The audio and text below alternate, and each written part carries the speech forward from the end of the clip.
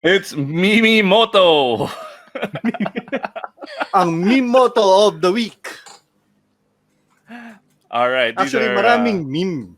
MemeMoto. Yeah, daming meme. So we're gonna go through these. Sinong yayariin natin? marami.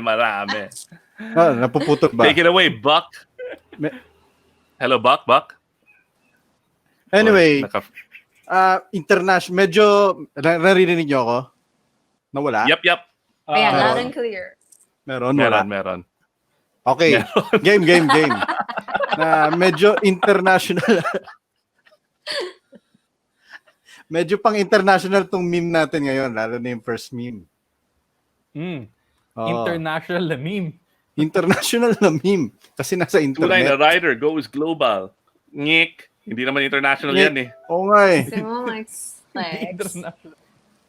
Meron yung una, yung back mo nang doon sa 0-0. Sala ka. Ano yun?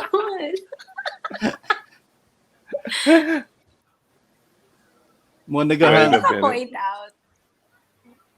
No, so this is I'll actually, before we move, so this is a meme that I made. Gusto mo mag-SLEX, pero hanggang sala ka lang. There are some riders who tried to show that they were gonna, you know, the barrier, the controversial barrier. The IATF, it is not the one that's made out of metal that's bolted to a bike. That is incredibly dangerous. Okay.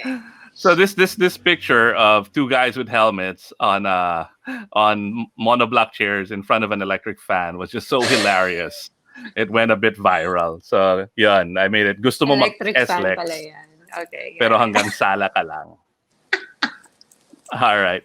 Next. Same picture. Same picture, ibang context. Pangarap mo motor, pero monoblock at ventilador lang ang binigay.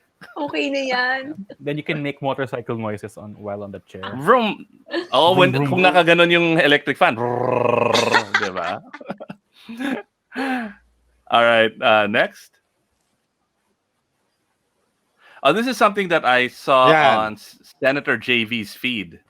I saw this on James Deacon's siya nag-tweet niyan. Instagram.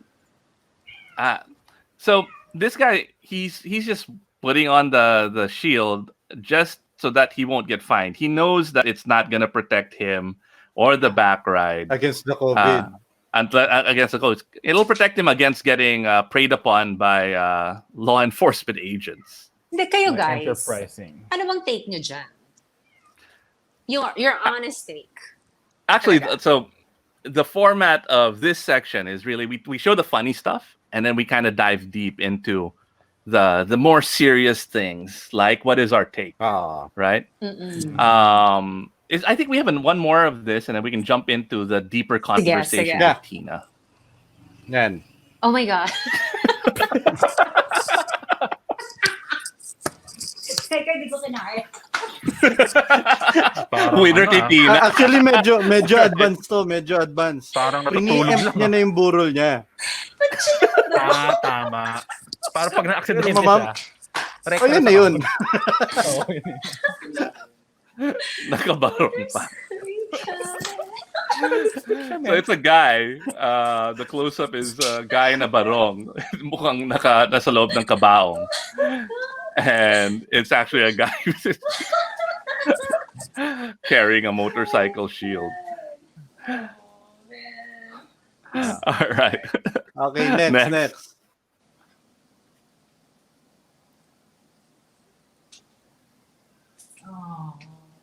So this is something a good friend of ours, Jay Tarok, shared. And it's just depressing, man. Yeah. This is the line that motorcycle riders have to go through every day. Saan boundary to? Las Piñas yata yan eh. Grabe yung pila. So marami talagang motor dyan. Yeah. Pero yung na tumatawid. So going back to your question earlier, Tina, what do we think of I think it's representative of the challenges the government is facing, and how well they think things through. So they know what the problem is. The problem is that COVID will spread, right? And then they say, "What's our solution?" That's doon nakakaproblema yung gobyerno. Parang they're doing this to prevent COVID. Pero medyo hindi yata advisable nagkukumpulan sila ng ganyan dyan ngayon. Yeah. Like, wala Parang- silang cost-benefit analysis for anything that they do. Parang, Cost-benefit analysis. But Parang that inisip- picture, diba? Parang that picture, gusto mo, dapat nilagay mo na COVID left the group. Diba? it's like, okay, so think about it this way. Ang haba-haba ng pila. Ang dami-daming rider. And this is to check IDs. And all of these riders, lahat ng mga rider na yan, we depend on them for our everything now. Yes. And they will be going all food, for work, deliveries, lahat. That's what's keeping the economy alive. And then, nakaganon sila, exposing them to higher risk. And then now, kakalat sila sa buong metro Under the guise, of preventing the ginagawa? spread of COVID. yung And ganon rin yung shield ng IATF, 'di ba? They're trying to do good. At everyday yan, everyday mong dadaanan yan. Yeah. No, yung back shield. They're trying to come up with a solution, but they don't think it through. That's the problem. Okay, yan ang malalim part. Siguro we should end with the meme para mas happy. yung international meme ni Buck, nabitin ako dun sa international Wala, meme. mukhang nawawala yata. Binan yata Alright, ng next. Facebook. Ito. Okay. We're not sponsored by Angkas. I just want to say, we just love their memes. This is the ultimate Tito meme. Tina, I don't know if you're a gamer.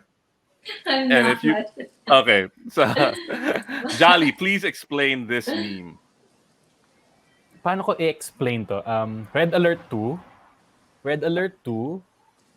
basta kwento ng Allies versus the Soviets. Oh, okay. Okay. Tapos, pag lumabas na yung mga key of airship ng Soviet, tapos na yung laro. Yeah. Talo ka na. So it's based on an old video game. And this is brilliant. Like, Angkas came out with it right away. Ang yabang mo, Gino, puro English daw tayo. Wala. Yes, so, Gino Rufino. of course. Si Gino ba nagtatagalog? No? Hi, Gino. All right. Next meme. Hindi mabasa hindi daw mabasa ng computer ng producer natin. Ah. Kuya rin nakabarong. Actually, may dalawang dalawang Saan na ako? Nawala na ako. Nag-aaway-aaway na sa Nag-aaway sa comments group. Nagkakarambulan na. Pwede ko bang dito ko i-share? Kita, oh yeah. All right, so Yeah, that's yeah, the yeah. international one. Yeah. Sturgis 2020. 2020. Gonna be some great deals on used motorcycles in about 6 weeks. Oh my. Recent lang So- to. Sturgis happened like last week, di ba? over the weekend, I think. I don't know if you know what Sturgis is, Tina. It's one of those places, like it's a bucket list thing for me, for a rider. It's one of the biggest bike events in the US. Tapos mga bikers talaga pupunta. Yung mga Harley guys, yung mga Live to ride, ganon. ride to live. Hundreds and hundreds of thousands of riders from all over the US converge on Sturgis. And they just, it's just bikes as far as you can see. Wow. In the US now, natuloy yung Tinuloy pa. Sturgis. Tinuloy nila? Tinuloy nila. Tapos lahat sila And- hindi nagmamas. Walang Oo. mask. Oh, nasisira yung freedom nila eh. Okay na ba? Okay na ba? Okay na ba? Parang Pwede ba napapagod ka na ba? Medyo Nanginginig na. So, I mean, I don't know how to. I mean, why do these things still happen? Imagine hundreds and thousands of riders from all over the United States. Bing Bassett saying 10 days in Sturgis, 250,000 estimated this year. Hi, Direct Bing.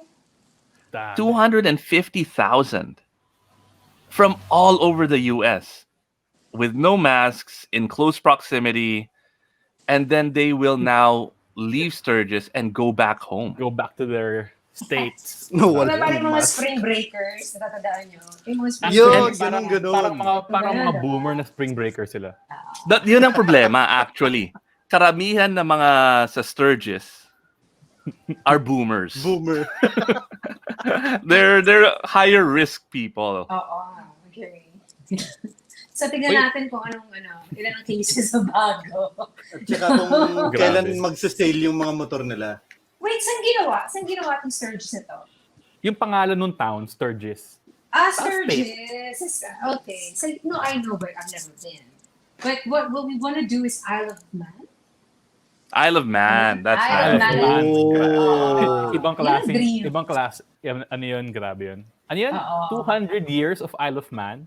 Ay, 100 years na yung Isle of Man. They have a total of 250 plus deaths in 100 years. So, in average, may namamatay na 2 talaga. Yan Pero ang nasa grabe eh. bucket They're list. averaging 300 plus kilometers per hour. That's wild. The Isle of Man. I would love to see that. Oo, diba? Tapos urban roads, hindi man lang asfaltado. Galing. Oo. So, Alright, Meron pa ako isa. Mm. Pinost to nung kaibigan ko na si Goma. Basta bak, di tayo mababa na. Oo, hindi tayo mababan. Hindi namin makita. Yan. ano yan? Si Richard Gomez nag-ride na may angkas na walang back shield. Ang kasi yung anak niya. Angkas niya anak niya, tapos openly siya na against dun sa motorcycle Shield. shield. Oo. Pero kasi, ano ba siya, governor? Okay na yan, Buck. Okay na yan. Mayor. He's a mayor. Mayor ng Medyo, Ormoc. Oo. so medyo flex. Medyo nag-flex. So the other logic is, that they're saying is only people who live in the same household pwede mag-back ride. So Dapat nga. Richard, magkasama na kayo sa bahay. if that's the rule, why do you still need a back shield? Diba? But that said, we did in our last episode, we tested the Angkas back shield, and it was pretty awesome. If you're gonna have to, Nag-angkas sa If you- scooter. Sa harap ng we- electric fan na malaki. I used it with my wife, and if you have to follow these ridiculous rules, you might as well do it right and not risk your life. Tama. So it's available for the public for We- purchase? Yung It is. design. I don't think it's available for purchase, but we Pero have some namimigay for sila. giveaway Oh, here For free. Papamigay ko na. for free. Paano ulit sumali sa raffle natin? Yan. paano sumalid? Buck. Share nila yung streaming na to ngayon. Tapos makikita yun makikita ng producer na, shinare pala ni ganito, ganyan. bigyan Tapos na natin ng magra-raffle package tayo mamaya at the end of the show. Yon. And follow Tingnan our mo. social media. Nag-comment Yan. si Joma Santos, sa Tarlac Oh. at Pampanga daw, hindi sila gumagamit ng back shield. As Oh, long as magkasama kami sa bahay. wait, so Magkasama Medyo- sa bahay yung angkas. so progressive yung mga leaders nila. Progressive sa Tarlac at saka Pampanga. All right. So, hindi So- siya mandated pa. Tama. Mhm. Hindi siya mandated. Pero Mandated ano na. Sa iba- ini-enforce sa mga LGU They left it to the LGU to enforce. Ngayon, kung yung LGU, ayaw namin i-enforce. Di ba? Oo. Okay. May kanya-kanyang. Okay. Whatever floats your boat. Yeah, whatever floats your boat. Sunod na lang tayo.